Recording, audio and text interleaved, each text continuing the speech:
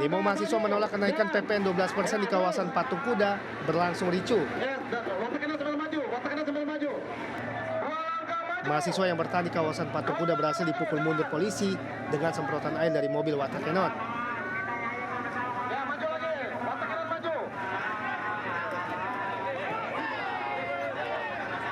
Polisi terpaksa membubarkan aksi mahasiswa ini karena telah melampaui batas waktu yang ditentukan. Dalam aksi pembubaran ini, seorang mahasiswa sempat pingsan. Sebelumnya, mahasiswa yang berdemo terlibat aksi saling dorong dengan aparat kepolisian yang berjaga-jaga. Dalam aksi ini, mahasiswa menuntut pemerintah menghapus kenaikan PPN 12% karena memberatkan rakyat. Tim Liputan melaporkan.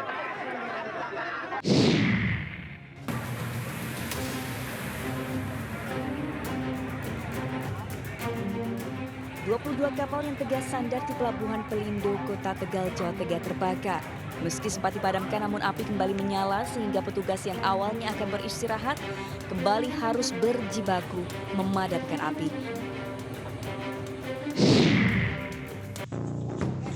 Dua orang pendaki dinyatakan hilang selama 2 hari saat melakukan pendakian di Gunung Agung, Bali. Keduanya ditemukan setelah tim SAR mengerahkan 30 personel untuk menyisir kawasan puncak Gunung Agung.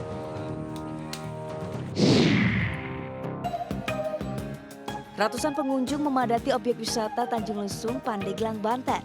Selain kondisi pantai yang bersih dan asri, keamanan dengan adanya breakwater atau tanggul penahan air menjadi alasan wisatawan untuk berkunjung ke tempat ini.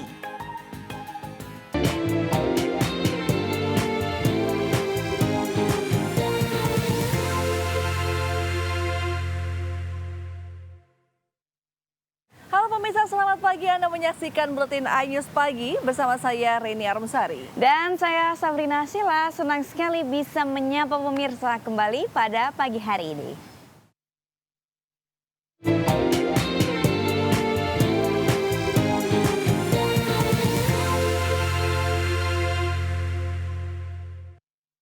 Yang mengawali segmen pagi hari ini ada informasi apa aja nih Sabrina? Mengawali pagi hari ini kita akan memberikan informasi seputar peristiwa yang sedang hangat terjadi saat ini, Ren. Dan berikut informasi.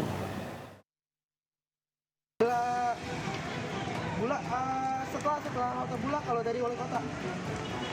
Kebakaran hebat terjadi di permukiman padat penduduk di Jalan I Gusti Ngurah Rai Klender, Jakarta Timur. Terlihat kobaran api dengan cepat membumbung tinggi ke udara. Ayo dibantu Bapak. Sejumlah warga panik dan berupaya memadamkan api dengan peralatan seadanya.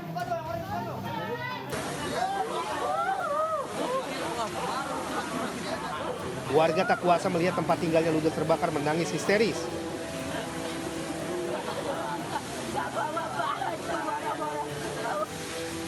Dua 12 pemadam kebakaran dan 45 personil diterjunkan untuk menjinakkan api. Dugaan sementara kebakaran yang meludeskan 13 petak rumah kontrakan ini diakibatkan korsleting listrik. Dari Jakarta, Tio Manik melaporkan.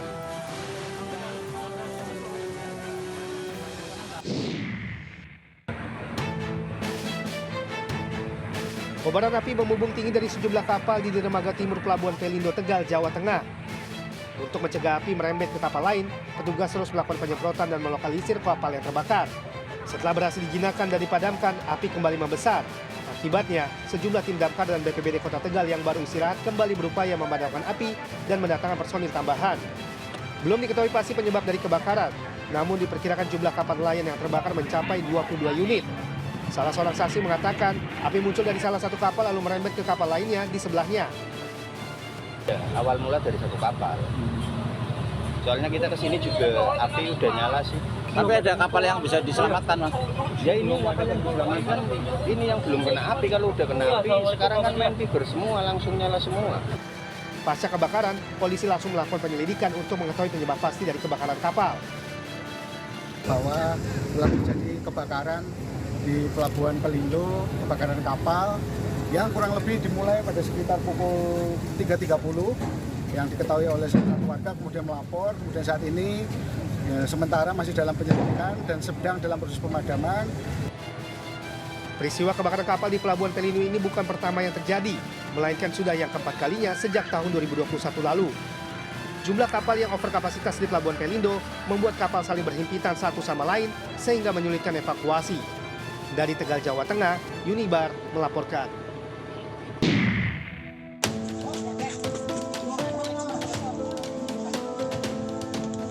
Setelah dinyatakan hilang selama 2 hari saat melakukan pendakian di Gunung Agung, Bali, tim SAR gabungan akhirnya menemukan 2 pendaki tersebut. Kedua pendaki itu ditemukan setelah tim SAR mengerahkan 30 personil menyisir di kawasan puncak Gunung Agung. Pendaki pertama Diki Adi ditemukan di ketinggian 1.300 meter di atas permukaan laut atau DPL dalam keadaan sehat. Namun pendaki kedua Rido yang ditemukan ketinggian 1.700 meter DPL mengalami patah tulang sehingga tim SAR harus menggunakan tanduk untuk mengevakuasinya. Proses evakuasi berlangsung dramatis lantaran cuaca buruk membuat jalan licin dan berkabut.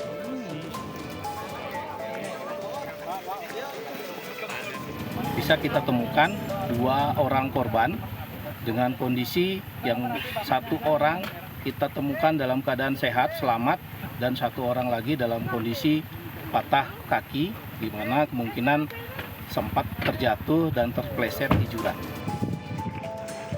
Sebelumnya, kedua pendaki Putu dan Rido ini dilaporkan hilang sejak Rabu malam. Mereka mendaki bersama 3 orang ke puncak Gunung Agung, namun terpisah di ketinggian 2.800 meter DPL.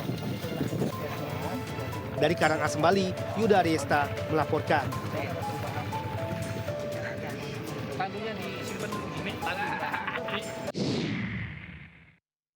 Sabrina, kamu dengar nggak sih sekarang ada kasus viral lagi, ini soal penganiayaan.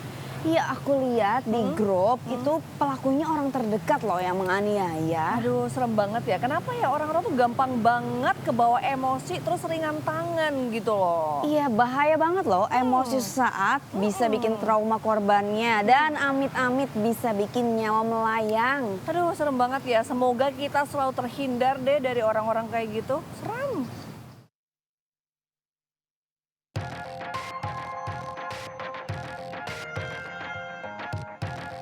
Seorang mahasiswi aktif Universitas Pendidikan Indonesia UPI Bandung ditemukan tidak bernyawa dengan kondisi mengenaskan pada Kamis sore. Dugaan sementara, mahasiswi kelahiran 2003 ini terjatuh dari lantai 2 tribun penonton Aula Gimnasium UPI. Namun demikian pihak kepolisian masih melakukan penyidikan penyebab meninggalnya mahasiswi tersebut. Diperkirakan anak ini jatuh dari lantai 2. Mungkin untuk hal-hal lain kita masih dalami untuk kasus ini sampai benar-benar terang perkara ini. Kini pihak kepolisian tengah meminta keterangan sejumlah saksi, rekan korban, dan juga pihak kampus. Sementara jasad korban telah dibawa ke Rumah Sakit Sartika Asih untuk dilakukan pemeriksaan forensik. Dari Bandung, Jawa Barat, Jubita Melana, iNews melaporkan.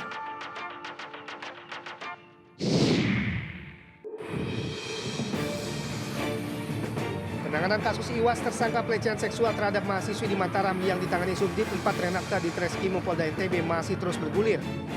Berkas perkara IWAS pun dinyatakan penyidik sudah disempurnakan atau telah rampung dan dikembalikan ke jaksa.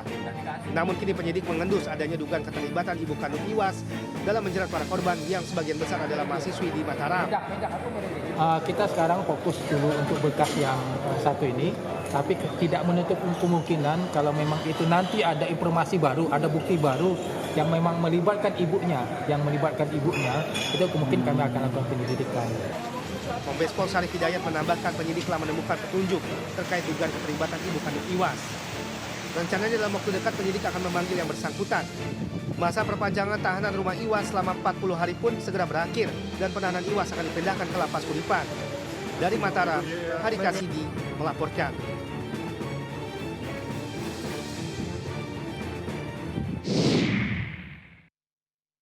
Beberapa hari belakangan ini macet terus ya, Ren? Ya, namanya juga baru liburan panjang ya. Mau macetnya kayak gimana itu pasti dibela-belain buat keluar rumah mumpung kumpul sama keluarga gitu. Nah, buat pemirsa yang nggak punya urgensi untuk keluar rumah, ya walaupun susah ya. Karena kan lagi liburan maunya jalan-jalan, stay aja di rumah daripada stuck kena macet di jalanan. Ya, daripada bete ya, kena macet berjam-jam gitu di jalan.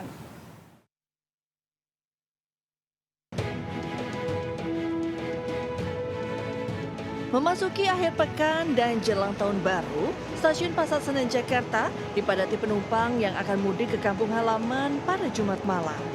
Hari ini, sebanyak lebih dari 24.400 penumpang berangkat dari stasiun Pasar Senen. Para calon penumpang akan melakukan perjalanan ke berbagai daerah di Pulau Jawa. Sejumlah tujuan favorit masyarakat yakni Yogyakarta, Semarang, hingga Surabaya. Kepadatan penumpang juga terlihat di stasiun KCIC Halim Perdana Kusuma, Jakarta Timur.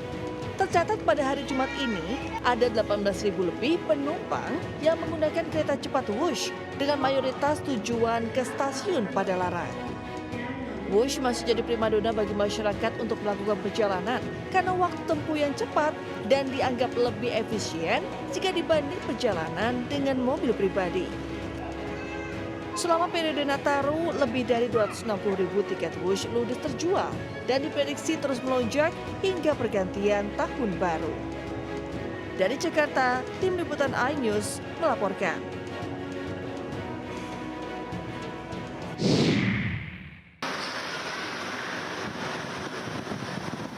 Memasuki akhir pekan dan libur Nataru, kondisi lalu lintas tol Jakarta Cikampek pada Jumat malam terpantau mulai ramai. Ruas tol Jakarta Cikampek kilometer 19 ramai kendaraan, baik dari arah Jakarta maupun sebaliknya. Volume kendaraan pribadi dan bus antar kota meningkat jelang libur akhir pekan Natal dan Tahun Baru. Kendaraan dari arah Jakarta menuju Bandung atau Trans Jawa diprediksi akan terus meningkat hingga akhir tahun.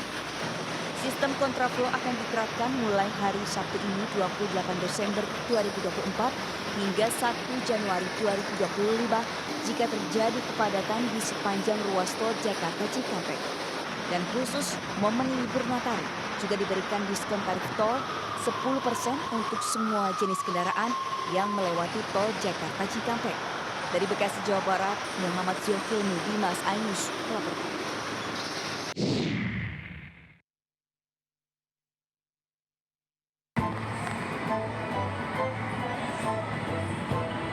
Pada Jumat malam, penumpang kapal memenuhi sejumlah dermaga di Pelabuhan Merak, Banten.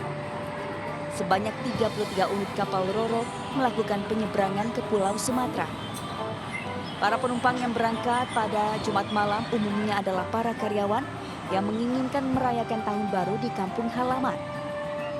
Untuk total kendaraan yang telah menyeberang sejak sepekan lalu tercatat 80.830 unit atau turun 9% dibandingkan periode sama pada tahun 2023 lalu.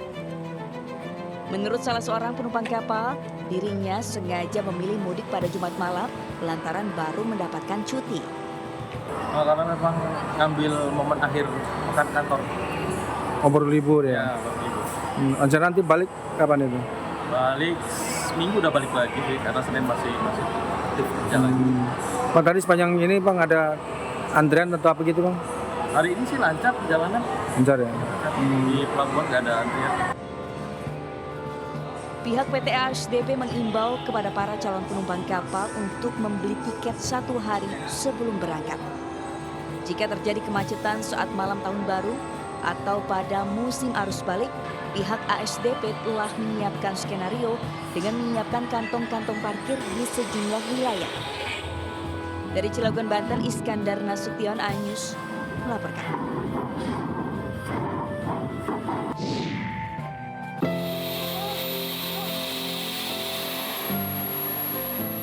Kapolri Jenderal Listio Sigit Prabowo mengatakan terdapat sejumlah kasus pemalakan ke masyarakat yang akan berlibur ke tempat wisata.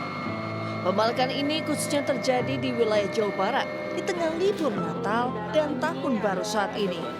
Kapolri memerintahkan jajarannya untuk melakukan sweeping dan meningkatkan patroli menindak pemalakan tersebut sehingga membuat masyarakat yang hendak berlibur bisa merasa nyaman dan aman.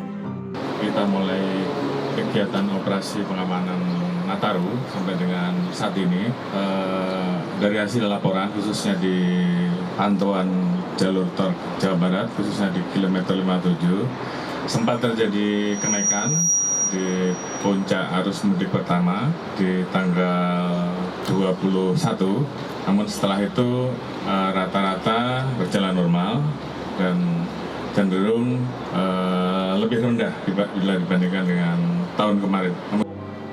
Kapolri juga menambahkan, pergerakan masyarakat ke wilayah wisata saat ini ada peningkatan. Kendaraan dari Jakarta yang menuju sejumlah kawasan wisata di Jawa Barat mulai terlihat. Karena itu, pihaknya akan memperbanyak kegiatan patroli gabungan di kawasan wisata.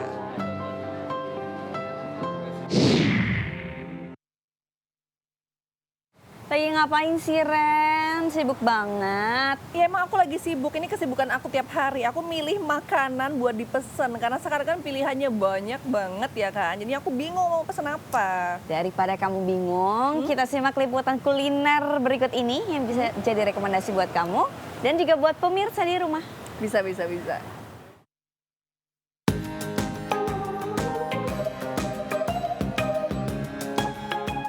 Menikmati olahan opor daging entok langsung dari dapur merupakan sensasi yang berbeda bagi pelanggannya. Di warung entok yang terletak di Jalan Kalikrajar, Purworejo, Jawa Tengah ini, para pecinta kuliner daging entok bisa mengambil sendiri masakannya dari kuali di atas tungku kompor. Tentu saja aroma opor entok yang langsung dari tungkunya semakin menggugah selera karena air kuahnya yang mendidih. Proses memasak yang menggunakan tungku dan berbahan kayu ini tentu memberikan rasa berbeda dibandingkan dengan cara memasak modern. Selain itu, warung ini juga menyediakan sambal hijau, sayuran daun singkong di dekat tungku. Tak ketinggalan bagi Anda pecinta pete, warung ini juga menyediakan pete mentah dan pelanggan bisa membakar pete ini langsung ke tungkunya. Untuk menikmati kuliner ini, para pelanggannya bisa makan di kursi panjang sambil duduk lesehan. Namun bagi pengunjung yang tidak suka lesehan, bisa makan dengan menggunakan meja dan kursi. Harga opor entok ini bervariasi antara Rp25 hingga Rp35.000 per porsinya, lengkap dengan sayur dan sambalnya. Apa sih ya, masakan pisaan kalau rasa ya bisa lumayan. Dalam sehari warung ini bisa menghabiskan 30 ekor entok, apalagi di hari libur bisa sampai 50 ekor entok. Tempat kuliner ini sudah berjualan sejak 20 tahun lalu dan dikenal warung legendaris karena selalu menjaga cita rasa dari turun-temurun. Dari Banyumas, Jawa Tengah, Saladin Ayubi, iNews melaporkan.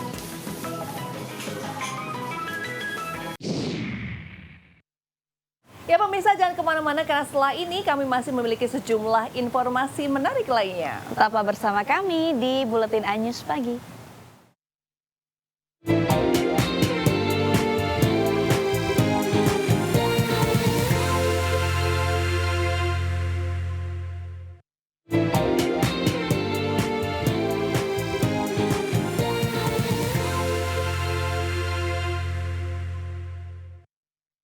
Ya pemirsa, Anda kembali menyaksikan Buletin iNews Pagi dan di segmen ini ada informasi apa aja nih Sabrina?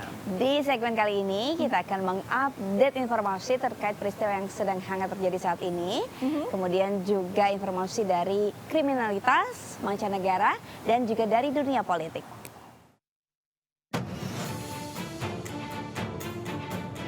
Seorang wanita yang diduga sebagai dokter muda di Kota Medan, Sumatera Utara menjadi perbincangan di jagat maya. Usai menyerang seorang wanita pedagang roti bakar warga Kelurahan Perintis, Medan Timur, Kota Medan. Akibat aksi penganiayaan tersebut, korban mengalami luka cakaran di bagian pelipis mata dan tangan. Merasa dirugikan, korban langsung melaporkan kasusnya ke Mapol Restabes Medan. Saat dikonfirmasi, polisi membenarkan peristiwa dugaan penganiayaan yang dialami oleh pedagang roti bakar tersebut dan telah menerima laporan korban. Belum diketahui pasti penyebab insiden penganiayaan tersebut terjadi, namun dugaan sementara penganiayaan dipicu persoalan topping atau varian rasa roti yang dibeli oleh terlapor tidak sesuai dengan harapan. Kedatangan saya di sini saya berempati. Lalu kita meyakinkan bahwa kondisi korban dalam kondisi fisik dan psikologis yang membaik, kemudian melaksanakan kegiatan sehari-hari, melaksanakan pekerjaan rutinnya, dan kemudian tidak boleh ada rasa takut. Untuk kasus sendiri kami pastikan kami akan selesaikan dengan baik. Sebelumnya dokter koas ini juga sempat viral pada April 2023 lalu lantaran terlibat cekcok dengan pengunjung di parkiran rumah sakit Pringadi Medan. Namun kasus tersebut berakhir damai. Dari Medan, Sumatera Utara, di Palapa, iNews melaporkan.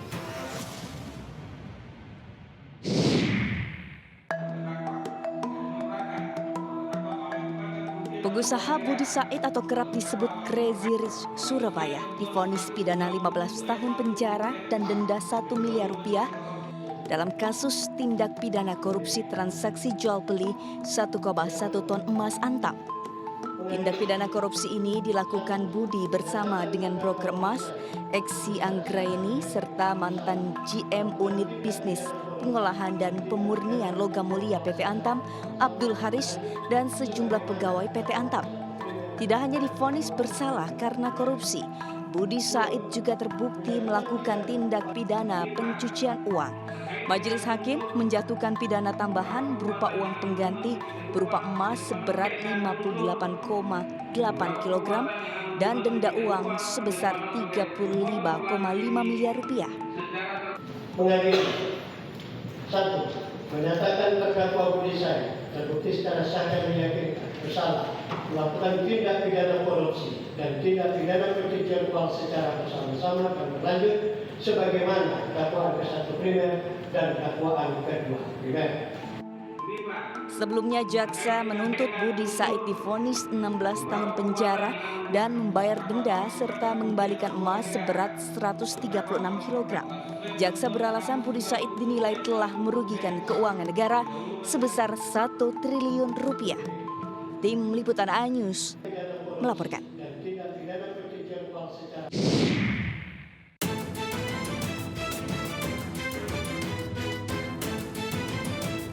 Pemprov DKI Jakarta melalui Dinas Perhubungan di Sub akan menggratiskan seluruh moda transportasi umum yang dikelola pemerintah daerah seperti Transjakarta, MRT, dan LRT pada 31 Desember 2024 dan 1 Januari 2025.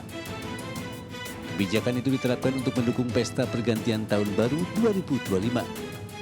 Berikut jam operasional MRT, Transjakarta, dan LRT saat malam tahun baru 2025.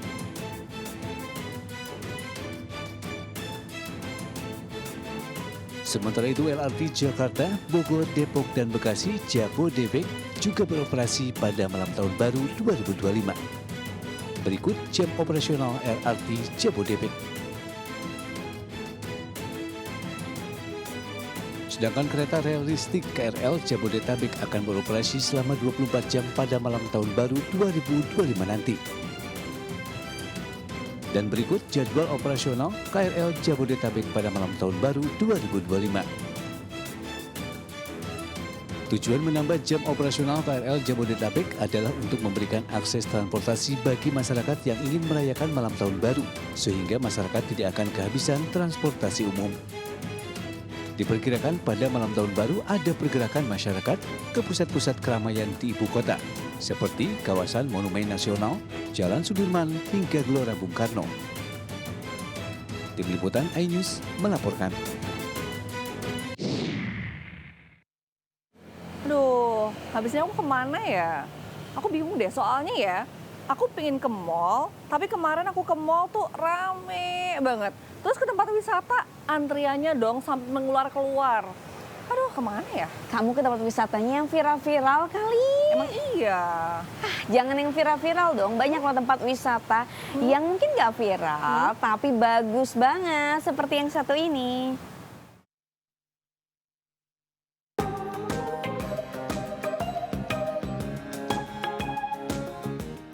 Seperti inilah keseruan yang bisa wisatawan rasakan di objek wisata Tanjung Lesung, Pandeglang, Banten. Di sini, pengunjung bisa mencoba beragam permainan air seperti donut boat, jet ski, atau bermain kano. Kawasan wisata Pantai Tanjung Lesung dikenal dengan pantai yang bersih dan jernih dengan kondisi ombak yang tenang. Apalagi di kawasan wisata ini sudah dipasangi breakwater atau pemecah gelombang laut sehingga aman dari terjangan gelombang tinggi. Ini sih. Baru ini. Tapi berenang juga nggak? Ya, berenang. Menurut kalian ini pantai di Tanjung Lesung ini bagus nggak sih? Bagus banget. Jernih bersih ya? Iya. Selain menikmati permainan air yang seru dan memacu adrenalin, wisatawan juga bisa menikmati sunset dan sunrise yang indah. Nah, bagi para wisatawan yang ingin menginap di malam pergantian tahun, pihak Tanjung Lesung juga menyediakan fasilitas kamar penginapan dengan harga terjangkau, mulai dari kamar dalam tenda, kamar kontainer, hingga kamar hotel. Dari Pandeglang, Banten, Iskandar Nasution, iNews melaporkan. Ya pemirsa, tanpa terasa kita sudah sampai di penghujung acara. Terima kasih kepada pemirsa yang sudah menyaksikan Buletin iNews Pagi dari awal hingga akhir acara. Anda juga dapat mengakses dan memperbarui informasi yang kami tayangkan tadi melalui portal okezon.com. Saya Reni Arumsari. Dan saya Sabrina Asila. Pamit undur diri, selamat pagi dan sampai jumpa.